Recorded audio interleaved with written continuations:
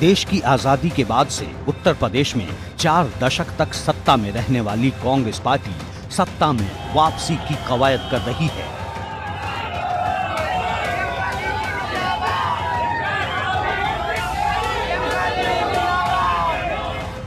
पिछले 32 सालों से उत्तर प्रदेश की राजनीति में वनवास झेलने वाली कांग्रेस पार्टी में अब कोई ऐसा चेहरा नजर नहीं आता जैसी भूमिका कभी कांग्रेस के लिए सेनापति के तौर पर प्रमोद तिवारी ने निभाई थी।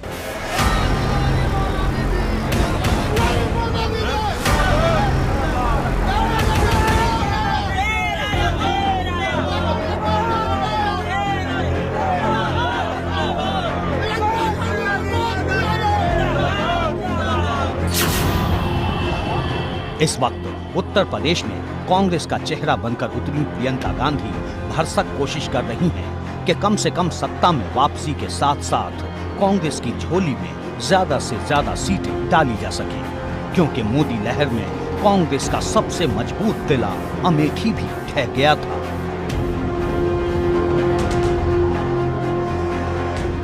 साल 2019 कांग्रेस के लिए किसी बड़े झटके से कम नहीं था, क्योंकि कांग्रेस का गढ़ कहे जाने वाले अमेठी से खुद राहुल गांधी चुनाव हार गए।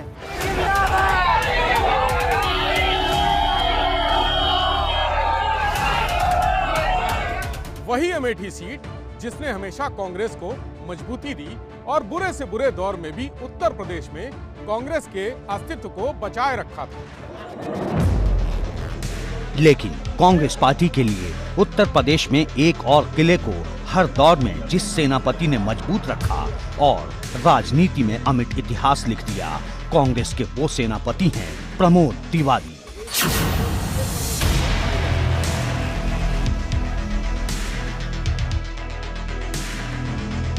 इन दिनों प्रमोद तिवारी की सियासी गतिविधियां भले ही कम हो गई हों, लेकिन उनका कद नहीं। आज भी यूपी कांग्रेस में जो भी बड़े फैसले होते हैं उसमें प्रमोद तिवारी की राय भी शामिल होती है।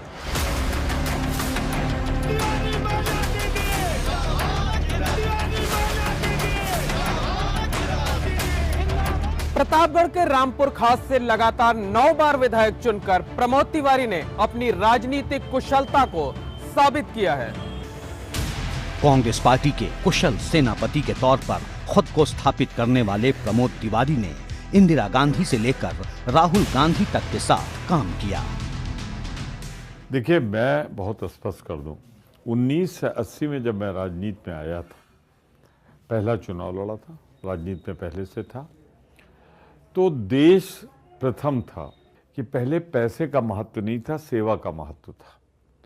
अब जब राजनीति में एक नई पौध आई है जो शायद पैसा और सत्ता के लिए आई, इसीलिए तुरंत पार्टी चेंज करते हैं, पार्टी की निष्ठाएं बदल लेते हैं। तो उनके लिए स्वहित, अपना हित बड़ा है। कैसे हम मंत्री बन जाएं, कैसे हम किस पार्टी में चले जाएं, चुनाव जीत जाएं हवा में, वो पहले कम था। पार्टी के प्रति निष्ठा ज्यादा थी, अब पार्टी के प्रति निष्ठा खत्म हो रही। इंदिरा गांधी के दौर में प्रमोद तिवारी ने अपनी राजनीतिक यात्रा का आगाज किया और कांग्रेस के एक सशक्त नेता के तौर पर स्थापित होते चले गए। 1980 में पहली बार प्रमोद तिवारी विधायक बने और ये सिलसिला लगातार चलता रहा।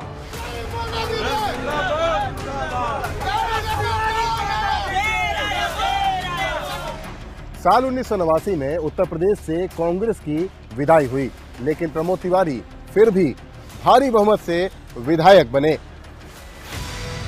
प्रमोद तिवारी की इस कुशलता ने कई रिकॉर्ड बना दिए, तो वहीं कांग्रेस की जड़ों को उत्तर प्रदेश में मजबूत करने का काम भी किया।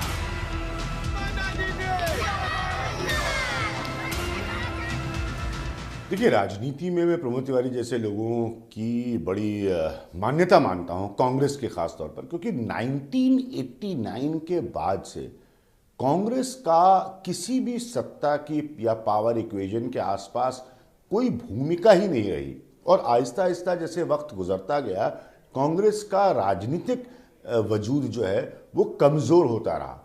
ऐसे में प्रमोद तिवारी जैसा एक इकलौता नाम है, बल्कि और भी कुछ नाम, इकलौता तो नहीं कहना चाहिए, माफ करिएगा मुझे, जिन्होंने फिर भी न कांग्रेस का साथ छोड़ा, और कांग्रेस को रेलेवेंट रखा, जिंदा रखा अपने तरीके से।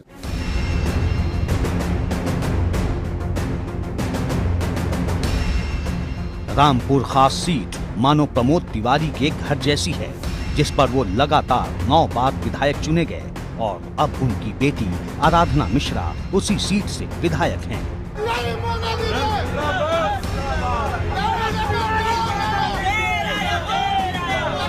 लगभग 42 वर्ष हो गए। 1980 में मेरे पिता ने पहली बार रामपुर खास में आकर यहाँ से जीत करके वो गए थे। लगातार 9 बार जीते और उत्तर प्रदेश का इतिहास अगर आप देखिए तो ये 9 वर्ष राजनीतिक दृष्टिकोण से जात, बिरादरी, धर्म के नाम पर बंटते हुए नजर आया। कांग्रेस सत्ता में सन 89 के बाद नहीं रही, उसके पहले वो मंत्री रहे, पर लगातार उन्होंने जनता के बीच में एक कर्मठ नेता की तरह, जो उनको रामपुर खास मिला था उसमें न सड़कें थी, न पानी था, न पुल थे, न बिजली थी, कुछ नहीं था, बहुत पिछड़ा इलाका था, पर रामपुर खास को उन्होंने अपने घर की तरह सजाया है, अपने खून पसीने से इस फुलवारी को सजाया।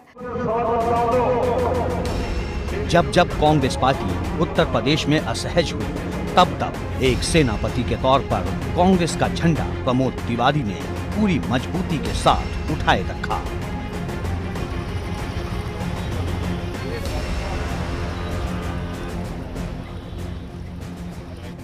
उत्तर प्रदेश में कांग्रेस की 3 सरकारों में प्रमोद तिवारी मंत्री बनाए गए, तो वहीं यूपी विधानसभा में हमेशा एक सशक्त विपक्ष की तरह खड़े नजर आए। तिवारी हमेशा कांग्रेस के साथ बंधे रहे, चुनाव जीतते रहे, जनता में साख रही, और दूसरा जो शासक वर्ग रहा गैर भाजपा, खासतौर से मुलायम सिंह यादव से और मायावती से उनके संबंध अच्छे रहे, तो उन्होंने उनके कदम नहीं डगमगाए, और ये एक बहुत बड़ी उपलब्धि है कांग्रेस के लिए। और ये प्रमोद तिवारी का एक राजनीतिक व्यक्तित्व, एक उनका चरित्र, एक उनका चेहरा भी दिखाता है कि वो हमेशा जमे रहे, अपनी सीट जीतते रहे, जब विधान परिषद के सदस्य बने वो हो गए, राज्यसभा में हो गए, मुलायम सिंह ने कई बार उनको मतलब अपने कोटे से वोट ट्रांसफ़र करा के दिया, लेकिन फिर भी उन्होंने कांग्रेस के हितों की रक्षा की है। तो एक तरीके से जैसे शिवाजी के समय पे होते थे कि मतलब किला संभालने वाले थे, तो कांग्रेस का किला संभालने की अगर हम उनको माने तो प्रमोद तिवारी वैसे हैं।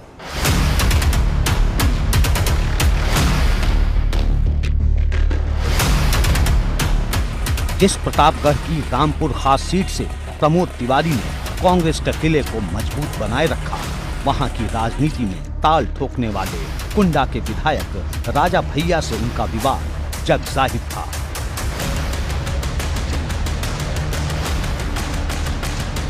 प्रमोद तिवारी के लिए कहा जाता है कि वो पार्टी के अंदर और बाहर से होने वाले हमलों को सहज रूप से निष्क्रिय कर देते हैं।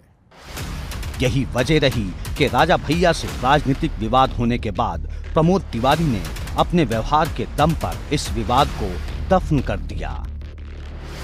बहुत सारी पर्दे के पीछे की कहानियां हैं, लेकिन हाँ, ये बात सच है कि एक समय था जब ये टकराव राजनीतिक हो गया था और बहुत बड़ा हो गया था, क्योंकि एक ही इलाका है और स्वाभाविक है कि जिस तरह की राजनीति है तो उसमें डोमिनेंस की लड़ाई होती है। आप समझते हैं कि भाई किसका प्रभुत्व ज़्यादा है, कौन अपनी ज़्यादा ताकत दिखाए, तो ये होता है। लेकिन धीरे धीरे करके मेरा अपना ये मानना है कि दोनों पक्षों ने इसको समझा।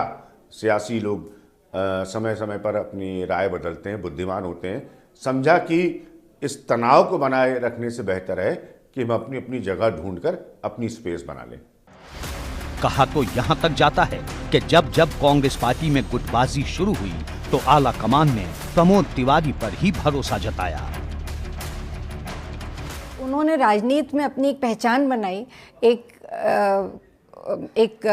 मकाम तक पहुंचे, तो उनको आइडियलाइज करता है यूथ। तो आज भी यूथ उनसे जुड़ता है। तो कांग्रेस के लिए ये एसेट था कि उनका व्यक्तित्व के साथ साथ वो एक विधायक थे, एक बड़े नेता थे, उसके साथ साथ उनका जो व्यक्तिगत लोगों से संवाद रहा, खासकर नौजवानों से जो उनके पास आते थे, सीखते थे। मैं तो कई विधायकों को देखती थी जो नए नए पहली बार विधानसभा में आते थे, वो मेरे पिता चाहे जिस दल के हों, वो आकर के सीखते थे। आज भी उत्तर प्रदेश की विधानसभा में जो नए विधायक हैं मुझसे कहते हैं कि हमने प्रमोद जी से बहुत कुछ सीखा है। तो ये उनका व्यक्तित्व था और उनकी क्षमता थी और एक बेहतर इंसान, बहुत अच्छे इंसान के तौर पे उन्होंने लोगों को कभी अपनी विरासत को, अपनी जो उनकी सोच थी, उनकी जो नॉलेज थी, उसको उन्होंने लोगों में बांटने का प्रयास किया, लोगों को आगे बढ़ाने का प्रयास किया। तो मुझे लगता है ये एक कांग्रेस पार्टी के लिए एक महत्वपूर्ण चीज़ थी।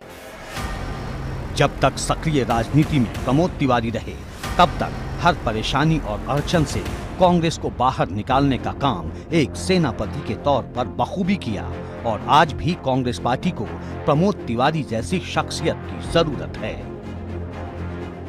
उत्तर प्रदेश कांग्रेस की सबसे बड़ी एक ट्रेजेडी जो है, त्रासदी ये है कि उसने जो उसके लोग जो उससे जुड़े रहे हैं नरम गरम मौक़ों पे, मतलब हर समय पे उनको तरफ इतना ध्यान नहीं दिया। उसने बाहरी लोगों को देखा कि बाहर के लोग जो कांग्रेस में आए तो उन्हें लगता है कि एक बहुत बड़ी उपलब्धि है, और मुझे लगता है कांग्रेस का इसी तरीके से नुकसान होता है। दूसरी सबसे बड़ी बात, कांग्रेस जातीय समीकरणों से देखती है। उसे लगता है कि अगर वो जैसे 2 बार सलमान खुर्शीद को बनाया कि अगर उनको प्रदेश अध्यक्ष बना दिया तो मुसलमान आएंगे, जबकि ऐसा नहीं होता है। राजनीतिक दल में और ख़ासतौर से उत्तर प्रदेश का, बोलता मैं उत्तर प्रदेश का हूँ, तो दावे से कह सकता हूँ कि वहाँ जो ब्राह्मण समाज है वो संख्या में बेशक कम हो, लेकिन उसकी लीडरशिप क्वालिटी है और पहले से चली आ रही है। तो अगर कांग्रेस को जो उनका मुस्लिम, दलित और ब्राह्मण, उसका एक कॉम्बिनेशन बनाना है, तो कोई ब्राह्मण लीडरशिप को आगे लाना होगा, जो एन डी तिवारी के समय या बहुगुणा जी के समय के बाद से एक उसमें एक बड़ा वैक्यूम या खिला पैदा हो गया है।